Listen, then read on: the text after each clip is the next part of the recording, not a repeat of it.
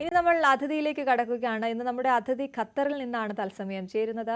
അക്ഷയ സൂരജ്. അക്ഷയെക്കുറിച്ച് പറഞ്ഞാൽ social media താരമാണ്, content creator ആണ്, ഒപ്പം ഒരു ഓൺട്രപ്രണർ കൂടിയാണ്. അങ്ങനെ ഒരുപാട് വിശേഷങ്ങളുണ്ട് അക്ഷയ്ക്ക് പറയാൻ. സ്വാഗതം അക്ഷയ ന്യൂസ് 3യിലേക്ക്. നമസ്കാരം. അക്ഷയ, ആദ്യം തന്നെ ചോദിക്കാനുള്ളത്, ഖത്തറിൽ നിന്നാണ് ചേരുന്നത്. അവിടെ ഈ പ്രവാസികൾ ഇപ്പോൾ ഒരുപാട് പേര് കണ്ടന്റ് ക്രിയേഷനിലേക്ക് എത്തിയിരിക്കുന്നു. അത് ഞങ്ങൾ കാണുന്നുണ്ട്. നാട് മിസ് ചെയ്യുന്ന പ്രവാസികൾ എന്ന് നമ്മൾ എപ്പോഴും കേൾക്കാറുള്ളത് പോലെ നിങ്ങൾ വഴി ഖത്തറിനെ അല്ലെങ്കിൽ പ്രവാസ രാജ്യങ്ങൾ കൂടി നമുക്കൊക്കെ കാണാൻ പറ്റുന്നുണ്ട്, അല്ലെങ്കിൽ അവിടുത്തെ വിശേഷങ്ങളൊക്കെ അറിയാൻ പറ്റുന്നുണ്ട്. എങ്ങനെയാണ് ഈ കണ്ടന്റ് ക്രിയേഷനിലേക്ക് എത്തിയത്? ഇപ്പൊ ഇവിടുത്തെ ഒരു സിറ്റുവേഷൻ അനുസരിച്ചിട്ട് ആളുകൾ ഏറ്റവും കൂടുതൽ കണ്ടന്റ് ക്രിയേഷനിലേക്കൊക്കെ ഇറങ്ങുന്നതിൽ കോവിഡിന് ഏറ്റവും കൂടുതൽ പങ്കുണ്ട്. നാട്ടിലത്തെ പോലെ തന്നെ ഇവിടെയും ഒരുപാട് പേര് സോഷ്യൽ മീഡിയയിൽ സജീവമാവാൻ ശരിക്കും പറഞ്ഞാൽ കോവിഡ് സഹായിച്ചിട്ടുണ്ട്. ഇവൻ ഞാനാണെങ്കിലും അതുവരെ ക്യാമറയുടെ പിന്നിൽ നിന്നിട്ടുണ്ടായിരുന്ന ഒരാള് ക്യാമറയുടെ മുമ്പിലേക്ക് വരുന്നത് ഈ കോവിഡിന് ശേഷമാണ്. ഇവിടെ ഫാമിലി വ്ളോഗുകൾക്ക് ആളുകളുടെ ഇടയിൽ നിന്നുണ്ടാവുന്ന സ്വീകാര്യത എന്ന് പറയുന്നത് അത് ശരിക്കും ഞെട്ടിക്കുന്നതാണ്. അത് ആ ഒരു സ്നേഹവും കരുതലൊക്കെ ഒരുപാട് എൻജോയ് ചെയ്യാൻ ഭാഗ്യം കിട്ടിയിട്ടുള്ള ഒരാളാണ് ഞാൻ. പ്രത്യേകിച്ച് എന്റെ ഭർത്താവ് ഈ ഒരു മേഖലയിൽ ഓൾറെഡി ഉണ്ടായിരുന്നതുകൊണ്ട് എനിക്ക് ഈ ഒരു മേഖലയിലേക്കുള്ള ആ ഒരു എൻട്രി അത് കുറച്ചുകൂടി ഈസി ആയിരുന്നു മറ്റുള്ള ആൾക്കാരെ കമ്പയർ ചെയ്ത് നോക്കുന്ന സമയത്ത്. പക്ഷെ ഇപ്പം ഞങ്ങൾ ത്രൂ ഒരുപാട് ആൾക്കാർ ഈ ഒരു മേഖലയിലേക്കും കൂടെ വരുന്നുണ്ട് എന്നുള്ളത്, ഞങ്ങൾ പുറത്തുനിന്ന് മീറ്റ് ചെയ്യുന്ന ഒരുപാട് ആൾക്കാർ, ചെറിയ കുട്ടികളടക്കം ആൾക്കാർ എങ്ങനെയാണ് വ്ളോഗ് ചെയ്യുക, എങ്ങനെയാണ് ഒരു സോഷ്യൽ മീഡിയ ബിൽഡ് ചെയ്യുക, അങ്ങനെയൊക്കെ ചോദിച്ചിട്ടാണ് വരുന്നത്. സോ ബഡ് ചെയ്ത് വരുന്ന ഒരുപാട് ആൾക്കാർ ഈ ഒരു കണ്ടന്റ് ക്രിയേഷനിലേക്ക് വന്നുകൊണ്ടിരിക്കുന്ന ഒരു കാലമാണ്. സോ ആൾക്കാർക്ക് ഇതൊക്കെ കാണാൻ, മറ്റുള്ള ആൾക്കാരുടെ വിശേഷങ്ങളൊക്കെ കാണാൻ ഒരുപാട് ആൾക്കാർ ആഗ്രഹിക്കുന്നുണ്ട് എന്നുള്ളത് കൊണ്ട് തന്നെ ആളുകൾക്ക് ഈ ഒരു മേഖലയിലേക്ക് വരുമ്പോൾ അവർക്ക് കിട്ടുന്ന അക്സെപ്റ്റൻസ് വളരെ വലുതാണ്. ചിലപ്പോൾ അത് തന്നെയായിരിക്കും ഇതിന്റെ ഒരു മോട്ടീവ് എന്നാണ് എനിക്ക് തോന്നുന്നത്. ഓക്കെ, അക്ഷയ ഒന്ന് ജസ്റ്റ് പറഞ്ഞുപോയി, ഹസ്ബൻഡിനെ കുറിച്ച് പറഞ്ഞുപോയി. RJ സൂരജ്, കുറച്ചു പേർക്കെങ്കിലും അറിയായിരിക്കും. സൂരജിനെ ഫോളോ ചെയ്യുന്ന ഒരുപാട് പേരുണ്ടാവും. പക്ഷെ അക്ഷയാണ് ഭാര്യ എന്നുള്ളത് ഇപ്പോൾ വ്ളോഗുകളിലൂടെയൊക്കെ എല്ലാവർക്കും മനസ്സിലായി തുടങ്ങിയല്ലേ. ആദ്യം ക്യാമറയ്ക്ക് പിന്നിലായിരുന്നു, ക്യാമറയ്ക്ക് മുന്നിലേക്ക് വന്നിട്ട് കുറച്ച് നാളെ ആയിട്ടുള്ളൂ. പക്ഷേ ക്യാമറയ്ക്ക് പിന്നിലായിരുന്നപ്പോഴും ഇതിൻ്റെ ഒരുപാട് കാര്യങ്ങൾ, അത് എഡിറ്റിംഗ് ആയാലും ഷൂട്ടിംഗ് ആയാലും ഒക്കെ ചെയ്തുകൊണ്ടിരുന്നത് അക്ഷയായിരുന്നു അല്ലേ? അതെ, തീർച്ചയായിട്ടും. പിന്നെ നാട്ടിലുള്ളത് ഇങ്ങനെയാണോ എന്ന് എനിക്കറിയില്ല. പക്ഷെ ഇവിടെ പ്രവാസികളായിരിക്കുന്ന ആൾക്കാരെന്ന് പറയുമ്പോൾ പൊതുവെ ഇവിടെ ഒരു ജോലി അന്വേഷിച്ച് വരുന്ന ആൾക്കാർ, അല്ലെങ്കിൽ ഒരു കരിയർ ബിൽഡ് ചെയ്യാൻ വേണ്ടിയിട്ട് വരുന്ന ആൾക്കാരാണ്. സോ എന്റെ ഇനീഷ്യൽ സ്റ്റേജ് ഓൾസോ ഞാനൊരു കോർപ്പറേറ്റ് എംപ്ലോയി ആയിരുന്നു. അപ്പൊ അവിടെ നമുക്ക് ക്യാമറയുടെ മുമ്പിലേക്കൊക്കെ വരാൻ ഒരുപാട് റെസ്ട്രിക്ഷൻസ് ഉണ്ടായിരുന്നു. റെസ്ട്രിക്ഷൻ ഇൻ ദ സെൻസ്, നമുക്ക് കമ്പനിയുടെ അല്ലെങ്കിൽ ആ ഒരു വർക്ക് സ്പേസിന്റെ കമ്മിറ്റ്മെന്റ്സ് ഒക്കെ കഴിഞ്ഞിട്ട് ഫ്രീ ആയിട്ട് വേറൊരു ബ്രാൻഡിന് വേണ്ടിയിട്ട് വർക്ക് ചെയ്യുക. End of the day influence marketing എന്ന് പറയുന്നത് നമ്മൾ വേറൊരു ബ്രാൻഡിന് വേണ്ടിയിട്ട് ചെയ്തു കൊടുക്കുന്ന കാര്യങ്ങളാണ്. സോ അതൊക്കെ എന്ന് പറയുമ്പോൾ പൊതുവെ കോർപ്പറേറ്റ് ലൈഫ് അത്രയ്ക്ക് അക്സെപ്റ്റ് ചെയ്യാത്ത ചില കാര്യങ്ങളായിരുന്നു. അതുകൊണ്ട് തന്നെ ആ ഒരു കാലഘട്ടത്തിൽ എനിക്ക് പിന്നിൽ നിന്നിട്ട് പ്രവർത്തിക്കാനായിരുന്നു കൂടുതൽ താല്പര്യവും. എന്റെ ഒരു സാഹചര്യം വെച്ചിട്ടും എന്റെ വർക്ക് ടൈം കഴിഞ്ഞ ശേഷം പിന്നീടുള്ള സമയത്തൊരു ലെഷർ ആക്ടിവിറ്റി അല്ലെങ്കിൽ ഹസ്ബൻഡ് സപ്പോർട്ട് ചെയ്യാൻ വേണ്ടിയിട്ട് എന്നുള്ള രീതിയിലാണ് ഞാൻ ഈ ബാക്ക് എൻഡ് വർക്കുകളൊക്കെ ഏറ്റെടുത്ത് തുടങ്ങിയത്. സോ ആ ഒരു കാലഘട്ടം എന്ന് പറയുന്നത് അത് അങ്ങനെ മീൻസ് അങ്ങനെയാണ്. പക്ഷെ പിന്നീട് ഞാൻ അതിന്ന് അങ്ങനെയല്ല, കുറച്ചും കൂടി ഇതിനു വേണ്ടിയിട്ട് ഇറങ്ങിത്തിരിക്കാം, കുറച്ചുകൂടി ക്രിയേറ്റീവായിട്ട് എന്തെങ്കിലുമൊക്കെ ചെയ്യാം എന്നുള്ള ഒരു തീരുമാനത്തിന്റെ പുറത്താണ് ആ ഒരു കോർപ്പറേറ്റ് ലൈഫ് ഉപേക്ഷിച്ചിട്ട് ഇപ്പൊ കണ്ടന്റ് ക്രിയേഷൻ അല്ലെങ്കിൽ ഇതിനൊക്കെ വേണ്ടിയിട്ട് ഇറങ്ങുന്നത്. പക്ഷെ ആ ബാക്ക് എൻഡ് വർക്ക് ഓൾസോ ഞാൻ മിസ് ചെയ്യുന്നുണ്ട്. അക്ഷയ, ചോദിക്കാനുള്ളത്, ഈ കണ്ടന്റ് ക്രിയേഷനിലേക്ക് വരുന്ന ആളുകൾ, നമ്മളെല്ലാവരുടെയും ഈ കണ്ടന്റുകൾ ഇങ്ങനെ ആസ്വദിക്കും. ഇപ്പോൾ അക്ഷയ പറഞ്ഞതുപോലെ ക്യാമറയ്ക്ക് പിന്നിലുള്ള കാര്യങ്ങൾ ചെയ്തുകൊണ്ടിരിക്കുമ്പോഴും ഇപ്പോൾ കമൻറ്റിലൊക്കെ ചോദിക്കുന്നത്, കമൻറ്റൊക്കെ സസൂക്ഷ്മം നിങ്ങൾ നിരീക്ഷിക്കുന്നുണ്ടാവുമല്ലോ. അപ്പോൾ കമൻറ്റിലൊക്കെ ചോദിക്കുന്നത് ആരാണ് ക്യാമറ ചെയ്തത്, നന്നായിട്ടുണ്ടല്ലോ, അല്ലെങ്കിൽ എഡിറ്റിംഗ് നന്നായിട്ടുണ്ടല്ലോ, എഡിറ്റിംഗ് സിംഹമേ എന്നൊക്കെ പറഞ്ഞിട്ടുള്ള കുറേ കമൻസ് ഒക്കെ ഉണ്ടാകും. നമ്മൾ ക്യാമറയ്ക്ക് മുന്നിലേക്ക് വരും, പ്രത്യേകിച്ച് ഫാമിലി വ്ളോഗൊക്കെ ആകുമ്പോൾ ആളുകൾ, ഒരുപാട് ഫാമിലികൾ അത് ഇഷ്ടപ്പെടുന്നുണ്ട്. നിങ്ങളെല്ലാവരെയും അറിയാം, നിങ്ങളുടെ എല്ലാ കാര്യങ്ങളും അറിയാമായിരിക്കും. ഒരു അവർ നമ്മുടെ ഒരു ഫാമിലിയുടെ ഭാഗമായി വരുന്നു. പിന്നെ എവിടെ പോയാലും അറിയാം, നിങ്ങളുടെ ഫാമിലി ഉള്ളവരെ കുറിച്ച് ചോദിക്കുന്നു. അങ്ങനെ ഒരു ലൈഫ് തന്നെ മാറിയൊരു അവസ്ഥയുണ്ടോ അക്ഷയ? ഉറപ്പായിട്ടുണ്ട്. ആദ്യ കാലങ്ങളില് നമ്മൾ പിന്നിൽ ആരൊക്കെയാ ഉള്ളത് അതൊന്നും ആൾക്കാർ അത്രയധികം ക്യൂരിയോസ് ആയിട്ട് വാച്ച് ചെയ്യില്ലായിരുന്നു. പക്ഷെ നമ്മൾ ഫാമിലി വ്ളോഗുകൾ ഇടാൻ തുടങ്ങി. പ്രത്യേകിച്ച് നാട്ടില് ഒക്കെ പോകുന്ന സമയത്ത്, നാട്ടിലെ വ്ളോഗൊക്കെ ഇടുന്ന സമയത്ത് ഇപ്പം ഞങ്ങളുടെ വീട്ടിലെ എല്ലാവർക്കും അറിയാം. ഈവൻ ഞങ്ങൾ പണ്ട് വാങ്ങിയിട്ട താറാവിനെ വരെ ഞങ്ങളെക്കാൾ കൂടുതൽ നാട്ടുകാർക്ക് അറിയാം. അങ്ങനത്തെ സിറ്റുവേഷൻ ഒക്കെ ഉണ്ടായിട്ടുണ്ട്. സോ ആൾക്കാർ കാണുമ്പോൾ നമ്മളടുത്ത് റാൻഡംലി കാണുന്ന ആൾക്കാര് നിങ്ങളുടെ താറാവ് ഇപ്പോഴും ഓക്കെ ആണെന്നൊക്കെ ചെയ്യുമ്പോൾ ഞങ്ങളിങ്ങനെ 4-5 വർഷം മുമ്പ് വാങ്ങിയിട്ട് ഓൾറെഡി ചത്തുപോയ ആൾക്കാരെ കുറിച്ചൊക്കെ അവരിപ്പോഴും ചോദിക്കും. അതുപോലെ എല്ലാ കാര്യങ്ങളും അറിയാം. ഈവൻ ഞങ്ങളുടെ വീട്ടിൽ നടക്കുന്ന ഓരോ വിശേഷങ്ങൾ ഇവർക്ക് എല്ലാവർക്കും അറിയാം. വീട്ടിൽ ഓരോ മെമ്പേഴ്സിനെ അവർക്കറിയാം.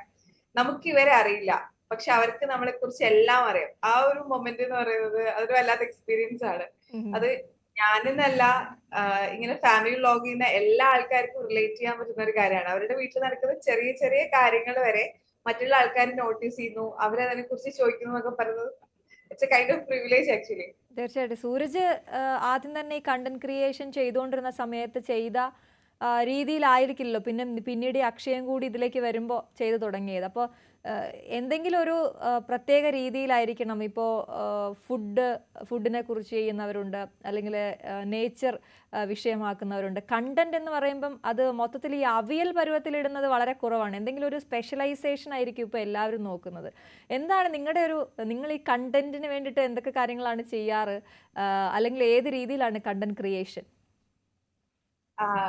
ഞങ്ങളുടെ കണ്ടന്റ് ക്രിയേഷൻ ശരിക്കും പറഞ്ഞാൽ ഞാൻ ബാക്ക് എൻഡിൽ പ്രവർത്തിച്ചുകൊണ്ടിരുന്ന കുറച്ച് കാലമുണ്ട്, അതായത് കോവിഡിന് മുമ്പ്. ആ സമയത്ത് ഞങ്ങളുടെ വീഡിയോയുടെ ഡ്യൂറേഷൻ ചിലപ്പോൾ 25 മിനിറ്റ്സ്, 30, 35, 40 മിനിറ്റ്സ് ഒക്കെ പോകുന്ന ഡ്യൂറേഷനുള്ള വലിയ വീഡിയോസ് ആണ്. ഇപ്പൊ ഞങ്ങൾ ഏതെങ്കിലും ഒരു റെസ്റ്റോറന്റ് പോകുന്നു, അവിടുത്തെ മുഴുവൻ കാഴ്ചകൾ കാണുന്നു, അവിടെ ഭക്ഷണം കഴിച്ചുകൊണ്ടിരിക്കുന്ന ആൾക്കാരുടെ സംസാരിക്കുന്നു, അവരുടെ വിഷ്വൽസ്, അങ്ങനെ അത്രയും ഡ്യൂറേഷനുള്ള വീഡിയോസ് ഒക്കെ അന്ന് കാണാൻ ആൾക്കാരുണ്ടായിരുന്നു. പക്ഷെ ഞാനൊക്കെ വീഡിയോ ചെയ്ത് തുടങ്ങുന്ന സമയം, അതായത് ഞങ്ങൾ കപ്പിൾ വ്ലോഗ്സ് ഒക്കെ ചെയ്ത് തുടങ്ങുമ്പോഴത്തേക്ക് ആളുകൾ പരമാവധി റീൽസിൽ, അതായത് ഒരു 1.5 മിനിറ്റിൽ കൂടുതൽ ആൾക്കാർക്ക് കണ്ടന്റ് കണ്ടിരിക്കാൻ താല്പര്യം ഇല്ലാത്തൊരു കാലത്തിലേക്കാണ് ഞാനൊക്കെ ശരിക്കും ഫ്രണ്ടിലേക്ക് വരുന്നത്. സോ അതൊരു ചലഞ്ചിങ് ആയിരുന്നു ഞങ്ങളെ സംബന്ധിച്ചിടത്തോളം. ഞങ്ങൾ അതുവരെ ഫോളോ ചെയ്തിരുന്ന ആ ഒരു പാറ്റേൺ ഒക്കെ ബ്രേക്ക് ചെയ്തിട്ട് പുതിയൊരു ഫോർമാറ്റിലേക്ക് ഞങ്ങളും അഡോപ്റ്റ് ചെയ്ത് വരികയാണ് ചെയ്തത്. അത് എല്ലാ ആൾക്കാരും ടെക്നോളജി മാറുന്നതിനനുസരിച്ച്, ആളുകളുടെ ടേസ്റ്റ് മാറുന്നതിനനുസരിച്ച് നമ്മുടെ കോണ്ടന്റിൽ നമ്മൾ മാറ്റം വരുത്തിയിട്ടില്ലെങ്കിൽ നമുക്ക് ഒരിക്കലും ഇവിടെ പിടിച്ചു നിൽക്കാൻ പറ്റില്ല. കാരണം ഒരു ഫ്രാക്ഷൻ ഓഫ് സെക്കൻഡിൽ ജസ്റ്റ് ഒന്ന് സ്ക്രോൾ ചെയ്യാൻ വിട്ടുപോയി കഴിഞ്ഞാൽ തന്നെ കണ്ടന്റ് ഇങ്ങനെ മാറിക്കൊണ്ടിരിക്കുന്ന, കണ്ടന്റിന് ഒരു ക്ഷാമവും ഇല്ലാത്തൊരു കാലത്താണ് ജീവിക്കുന്നത്. അപ്പൊ അതുകൊണ്ട് തന്നെ അതിനനുസരിച്ചിട്ടുള്ള മാറ്റങ്ങൾ വരുത്താം. പിന്നെ ഞങ്ങളുടെ കണ്ടിൽ ഈ പറഞ്ഞ പോലെ ഞങ്ങളൊരു ലൈഫ് സ്റ്റൈൽ വ്ലോഗാണോ ചെയ്യുന്നത് വെച്ച് കഴിഞ്ഞാൽ അത് ചെയ്യാറുണ്ട്. ഫുഡ് വ്ലോഗ് ചെയ്യാറുണ്ട്, ട്രാവൽ വ്ലോഗ് ചെയ്യാറുണ്ട്, ഒരു അവിയൽ പരുവത്തിൽ വ്ലോഗ് ചെയ്യുന്ന ആൾക്കാരാണ്. കാരണം ഞങ്ങൾ തുടക്കത്തിൽ ഇതിനിങ്ങനെ ഒരു സാധ്യത ഉണ്ടാവും, ഇതൊരു ഇൻഫ്ലുവൻസ് മാർക്കറ്റിംഗ് ആയിട്ട് വളരും, ബ്ലോഗിങ് ഇങ്ങനെയൊക്കെ ആവും, അങ്ങനെയൊക്കെ തിരിച്ചറിയുന്നതിന്റെ മുമ്പ് വെറുതെയുള്ള ലൈഫിൽ നടക്കുന്ന ഓരോ കാര്യങ്ങൾ വീഡിയോ ഇട്ട് തുടങ്ങിയ ആൾക്കാരാണ്. സോ നമുക്ക് അതിൽ നിന്ന് സ്വന്തമായിട്ട് ഇന്നൊരു സ്റ്റൈലിലേക്ക് മാത്രം പോവാം, അല്ലെങ്കിൽ ഇന്നൊരു വിഷയത്തിൽ ഫോക്കസ് ചെയ്തിട്ട് പോവാം, അങ്ങനെ ഒരു പ്ലാൻ ആക്ച്വലി ഉണ്ടായിരുന്നില്ല. അതുകൊണ്ട് തന്നെ ആ ഒരു പാറ്റേണിൽ തന്നെയാണ് നിങ്ങൾ സ്റ്റിൽ പോയിക്കൊണ്ടിരിക്കുന്നത്. അതുകൊണ്ട് തന്നെ ഒരു അവിയൽ ബ്ലോഗർ ആയിട്ട് തന്നെയാണ് ഞങ്ങൾ ഇപ്പോഴും പോകുന്നത്.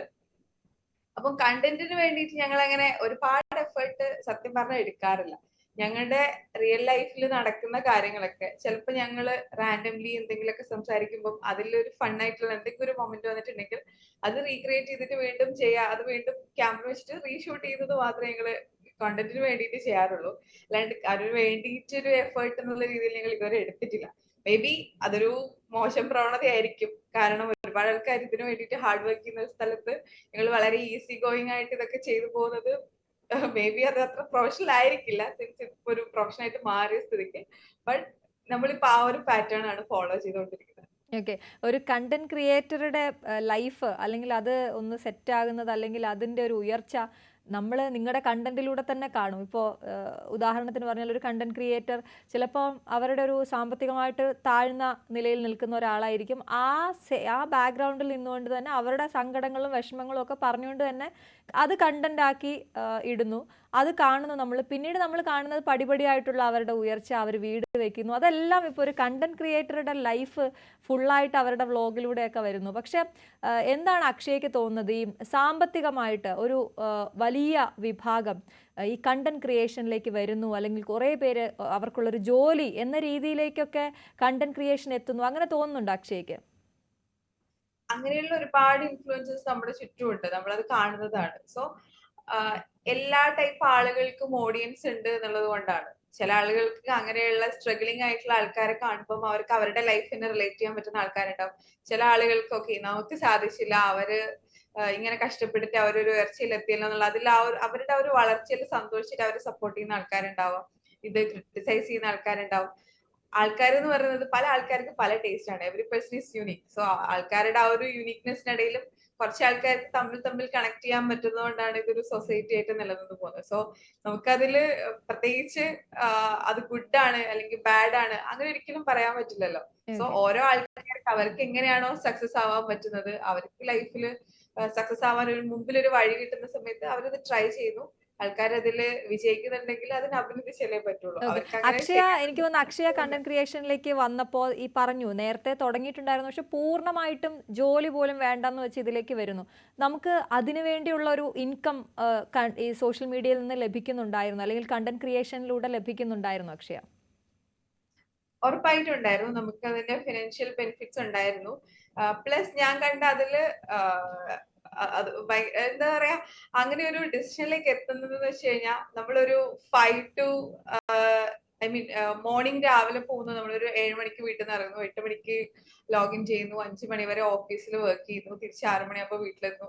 അങ്ങനെ ആ വീക്കിലി ഒരു ദിവസം ഓഫ്, അങ്ങനെയുള്ള ഒരു യാന്ത്രികമായിട്ടുള്ള ഒരു ജീവിതത്തിലൂടെയാണ് പോയിക്കൊണ്ടിരുന്നത്.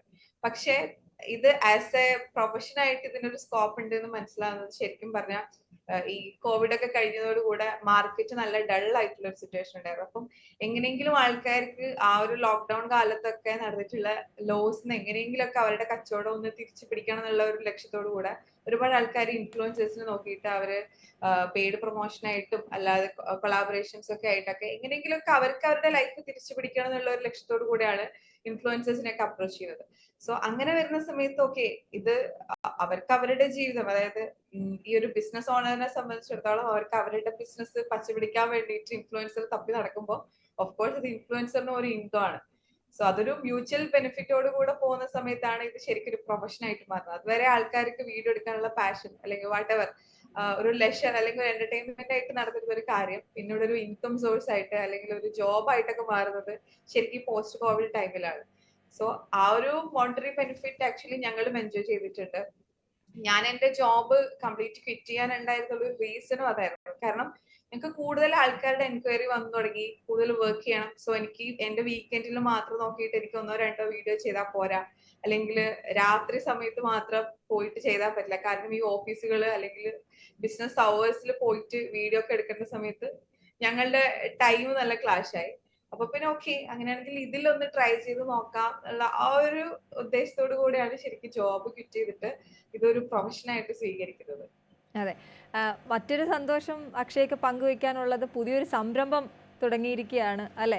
അതുമായി മുന്നോട്ട് പോകുന്ന ഒരു സലൂൺ തുടങ്ങിയിരിക്കുകയാണ്. അതും അവിടെ തന്നെ തുടങ്ങി. ഏറ്റവും സന്തോഷമുള്ള കാര്യം, നമ്മൾ ഒരു സ്ഥാപനത്തിലേക്ക് ചെന്ന് അവിടെ സൗഹൃദം ഉണ്ടാക്കി അങ്ങനെ മുന്നോട്ട് പോകുന്നവരാണ് ഞങ്ങളെല്ലാവരും. പക്ഷെ സുഹൃത്തുക്കൾക്കൊപ്പം അങ്ങനെ ഒരു വ്യവസായം തുടങ്ങി അല്ലെങ്കിൽ ഒരു സംരംഭം തുടങ്ങി ഗംഭീരമായിട്ട് മുന്നോട്ട് പോകാൻ കഴിയുന്നു എന്നുള്ളതാണ്. അപ്പൊ എങ്ങനെയാണ് ആ ഒരു സന്തോഷം, എങ്ങനെയായിരുന്നു ആ ഒരു കൂട്ടായ്മ, പറയൂ അതിനെക്കുറിച്ച്. ഒരു റാൻഡം ടോക്കിൽ വന്നിട്ടുള്ള ഒരു ഐഡിയ ആണ്. സത്യം പറഞ്ഞാൽ ഒരു സലൂൺ എക്സ്പീരിയൻസ് ഒന്നും ഉള്ള ആളായിരുന്നില്ല ഞാൻ. ഞങ്ങളുടെ കൂട്ടത്തിൽ ഒരാൾക്ക് മാത്രമാണ് ആൾക്ക് എന്തെങ്കിലും പ്രൊഫഷണലി ഈ ഒരു സംഭവത്തെ കുറിച്ച് അറിയുന്ന ആൾക്കാർ.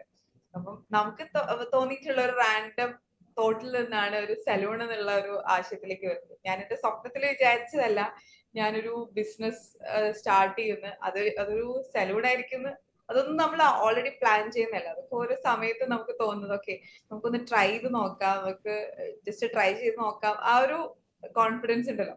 പിന്നെ വിമൻ സപ്പോർട്ട് വിമൻ എന്ന് പറഞ്ഞിട്ടുള്ള ഒരു സംഭവം, അത് ശരിക്കും വലിയ കാര്യമാണ്. അത് 3 പേര്, ഞങ്ങൾ 3 ലേഡീസ് ആണ്, 3 സുഹൃത്തുക്കളാണ്. സോ തമ്മിൽ നമ്മൾ സപ്പോർട്ട് ചെയ്യാം. ഓക്കെ നമുക്ക് ഇങ്ങനെ ചെയ്യാം, ഇന്ന കാര്യങ്ങൾ ഞാൻ ചെയ്യാം, നമുക്കറിയുന്ന കാര്യങ്ങൾ, ഓരോ ആൾക്കാർ ഓരോ രീതിയിൽ എക്സ്പെർട്ട് ആയിരിക്കുന്ന സംഗതികളൊക്കെ കൂടെ കൊളാബറേറ്റ് ചെയ്തിട്ട് നമുക്ക് ഇങ്ങനെ വർക്ക് ചെയ്ത് നോക്കാം എന്നൊക്കെ പറഞ്ഞിട്ട് ഒന്നിച്ച് ഒരു കളക്റ്റീവായിട്ട് ഒരു എഫേർട്ട് എടുക്കുന്ന സമയത്ത് ഓഫ് കോഴ്സ് അതൊരു സക്സസിലേക്ക് വരും എന്നുള്ള എന്റെ ഒരു പേഴ്സണൽ എക്സ്പീരിയൻസ്. അതിപ്പം ഈ എന്റെ ഒരു പുതിയ വെഞ്ചർ മാത്രമല്ല, എല്ലാ കാര്യത്തിലും എനിക്കിത് ഫീൽ ചെയ്തിട്ടുള്ളതാണ്. സ്ത്രീകൾ പരസ്പരം സപ്പോർട്ട് ചെയ്യുക, ഒന്നിച്ച് നിൽക്കാനൊക്കെ പ്ലാൻ ചെയ്യുകയാണെങ്കിൽ അത് എപ്പോഴും ഒരു സക്സസിൽ മാത്രമേ എൻഡ് ചെയ്യാറുള്ളൂ. ഓക്കെ, എനിക്കൊന്ന് സോഷ്യൽ മീഡിയ അത് ഒരുപാട് സഹായിക്കുമല്ലോ. നിങ്ങളിപ്പോൾ നിങ്ങൾക്ക് സ്വന്തമായിട്ടൊരു ഒരു ഇടം കണ്ടെത്തിയവരാണല്ലോ, കുറച്ച് പ്രേക്ഷകരുണ്ട് നിങ്ങളെ കാണാൻ. നിങ്ങൾക്ക് ഒരുപാട് ആരാധകരുണ്ട്. അപ്പോൾ അവരിലേക്ക് നിങ്ങളുടെ പുതിയ സംരംഭം അതിനെക്കുറിച്ചൊക്കെ കൂടുതൽ എത്തിക്കാൻ അതും ഒരു കണ്ടന്റ് ആകും. അപ്പോൾ അങ്ങനെയും ഒരു സപ്പോർട്ടുണ്ട്. അങ്ങനെ കരുതുന്നുണ്ടോ അക്ഷയ? ഉറപ്പായിട്ടുണ്ട്. എനിക്ക് ഒരുപാട് സ്ത്രീകളായിട്ടുള്ള ആൾക്കാർ എന്നെ പലപ്പോഴും കോണ്ടാക്ട് ചെയ്യുന്ന ഒരാളാണ് ഞാൻ. അപ്പോ അവരുടെ ഒക്കെ ഒരു സപ്പോർട്ട് തുടങ്ങിയിട്ട് ഇതുവരെ, ഞങ്ങൾ തുടങ്ങിയിട്ട് വളരെ കുറച്ച് ദിവസങ്ങളായിട്ടേ ഉള്ളൂ. ഹാർഡ്ലി ഒരു 2 months കഴിഞ്ഞിട്ടേ ഉള്ളൂ. പക്ഷെ ഒരു 2 മാസത്തിനിടയിൽ തന്നെ ഞങ്ങളെ കണ്ടുകൊണ്ടിരിക്കുന്ന, അല്ലെങ്കിൽ എന്നെ പേഴ്സണലി അറിയില്ലെങ്കിലും സോഷ്യൽ മീഡിയ വഴി അറിയുന്ന ഒരുപാട് ആൾക്കാരുടെ സപ്പോർട്ട് ഇതിനൊക്കെ എനിക്ക് കിട്ടിയിട്ടുണ്ട്. അതിപ്പം അവര് വിസിറ്റേഴ്സ് ആയിട്ടാണെങ്കിലും, അല്ലെങ്കിൽ അവരുടെ ഫ്രണ്ട് സർക്കിളില് നമ്മുടെ ഫാമിലിയിലുള്ള ഒരാള് ഒരു ബിസിനസ് സ്റ്റാർട്ട് ചെയ്തു, അത് വിജയിക്കണം, ആ ഒരു രീതിയിലൊക്കെ ഉള്ള മൈൻഡ് സെറ്റോട് കൂടിയിട്ട് ഒരുപാട് ആൾക്കാർ എന്നെ അതിനു വേണ്ടിയിട്ട് സപ്പോർട്ട് ചെയ്തിട്ടുണ്ട്. എനിക്ക് പോലും അറിയാത്ത, ഞാൻ നേരിട്ട് കാണാത്ത ഒരുപാട് ആൾക്കാർ ഇപ്പോഴും എനിക്ക് ഓർമ്മയുണ്ട്. ഞാൻ ഈ സലൂൺ സ്റ്റാർട്ട് ചെയ്യുന്നു, അത് ഇനാഗ്രേഷൻ ആണെന്നൊക്കെ പറഞ്ഞിട്ട് ഒരു പോസ്റ്റ് ചെയ്തപ്പോഴേക്കും അത് അവരുടെ പേഴ്സണൽ സർക്കിളിലേക്ക് അയച്ചു കൊടുത്ത ഞാൻ നേരിട്ട് കാണാത്ത ഒരുപാട് ആൾക്കാരുണ്ട്. സോ അവരുടെ സപ്പോർട്ട് എന്ന് വെച്ചാൽ നമ്മൾ കാണാത്ത വലിയ വലിയ സപ്പോർട്ടുകളാണ് അത്.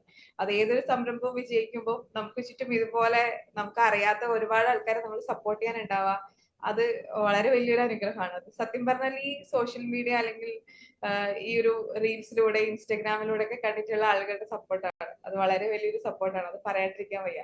ഓക്കെ.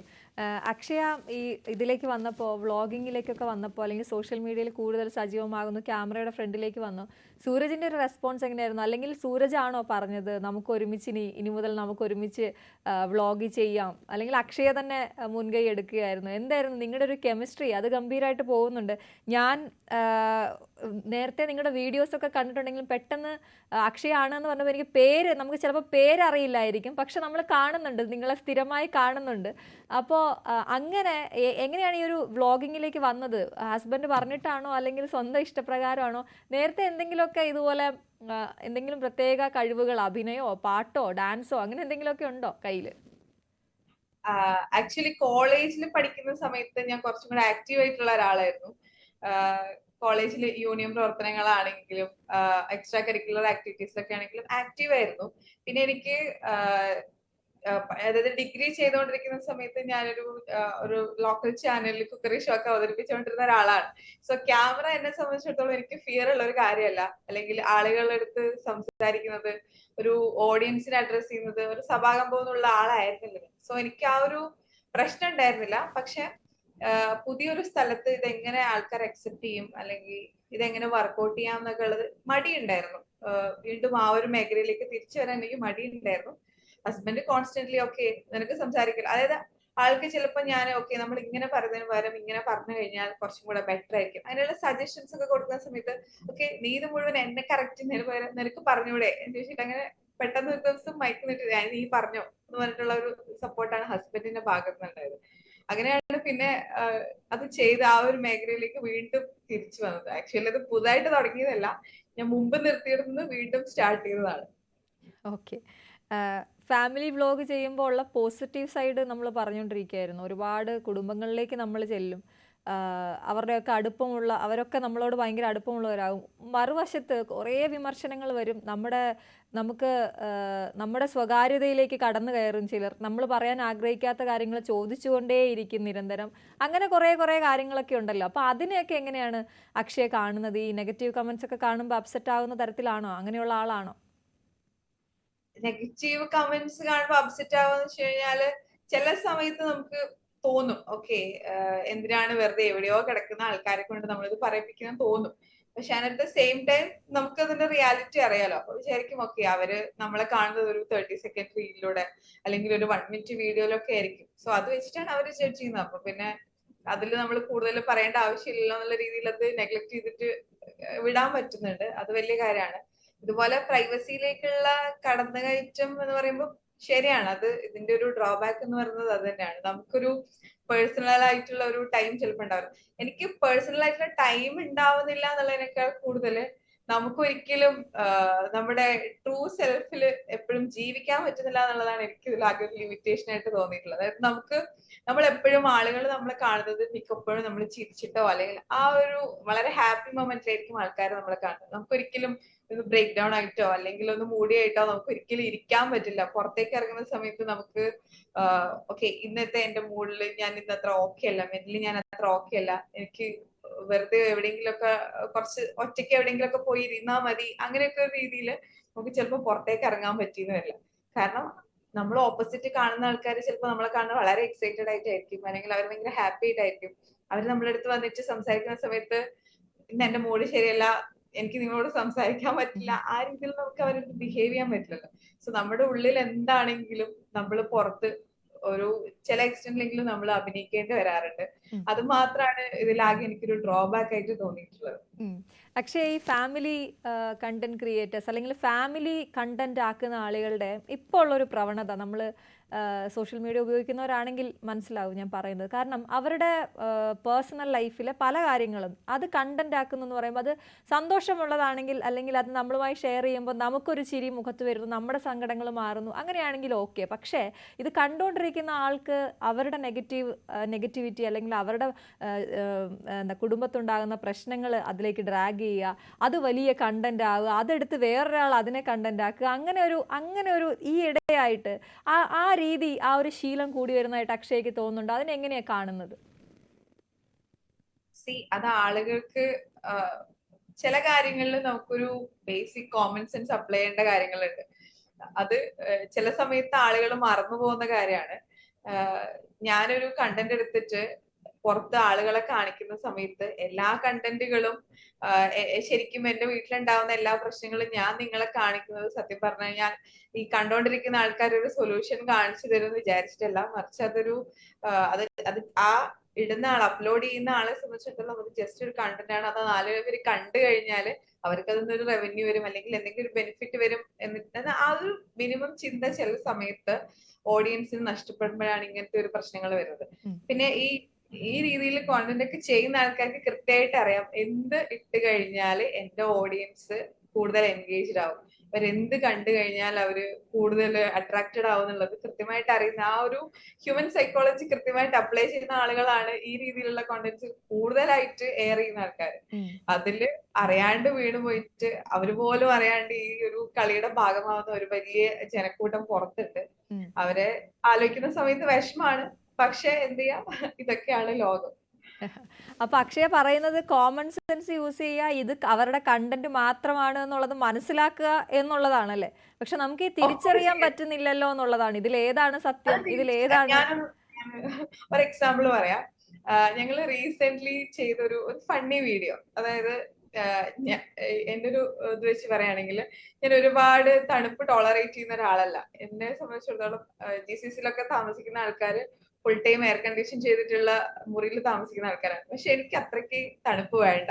പക്ഷെ എന്റെ ഹസ്ബൻഡ് അതിപ്പം വിന്റർ ആണെങ്കിലും സമ്മർ ആണെങ്കിലും ഏറ്റവും ലോവസ്റ്റ് ടെമ്പറേച്ചർ സെറ്റ് ചെയ്തിട്ട് കിടക്കുന്ന ഒരാളാണ്. അപ്പൊ ഞങ്ങള് റാൻഡംലി നടന്നിട്ടുള്ള ഒരു ബെഡ്റൂമിൽ റാൻഡംലി നടന്നിട്ടുള്ള ഒരു കോൺവെർസേഷന്റെ ഭാഗമായിട്ട് അത്രയ്ക്ക് തണുപ്പാണെങ്കിൽ പുറച്ചിട്ട് കിടക്കണ്ടെന്ന് പറഞ്ഞിട്ട് ഞാൻ പുറത്ത് തട്ടിയെടുക്കുന്ന ഒരു സംഭവമാണ്. അപ്പൊ അതില് ഇതൊരു സഭ്യമായിട്ടുള്ള രീതിയിൽ നിങ്ങളും എടുക്കുമെന്ന് എനിക്കറിയില്ല.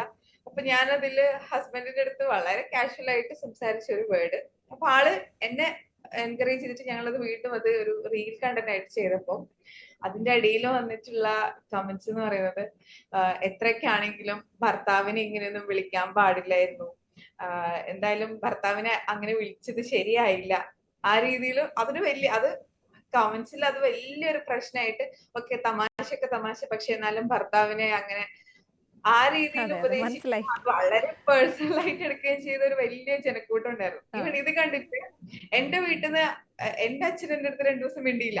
അച്ഛൻ പറഞ്ഞു, എന്നാലും നീ എന്ത് ധൈര്യത്തിലാണ് അവരെ അങ്ങനെ വിളിച്ചതൊക്കെ പോട്ടെ, നിങ്ങൾ 2 പേരും മാത്രമാണെങ്കിൽ കുഴപ്പമില്ല, അത് നാട്ടുകാരെ മുഴുവൻ കാണിച്ചിട്ട് ആൾക്കാർ എന്തൊക്കെയാ പറയുന്നത്, നിന്നെ ഞാൻ വളർത്തി വിട്ടത് മോശമായതുകൊണ്ടാണ് നീ ഇങ്ങനെയൊക്കെ പറയുന്നത്, ആ രീതിയിൽ ആൾക്കാർ പറയുന്നില്ലേ, നീ എന്തിനാ എന്നെ പറയിപ്പിച്ചത്, ആ ലെവലിലായിരുന്നു എന്റെ വീട്ടിൽ. നമ്മളെ വിഷയം കൈവിട്ടു പോയി, നമ്മൾ വിചാരിച്ച പോലെ ആയിരുന്നില്ല എന്നുള്ളതാണ് അക്ഷയ പറഞ്ഞത്. അത് ജസ്റ്റ് ഒരു ഫണ്ണി മൊമെന്റ് ആണെന്നും അതൊരു സിനിമയിലെ ഡയലോഗാണ്. ശരിക്കും ആ ഒരു സിനിമ ഡയലോഗ് ഞങ്ങൾ റീക്രിയേറ്റ് ചെയ്തതാണ്.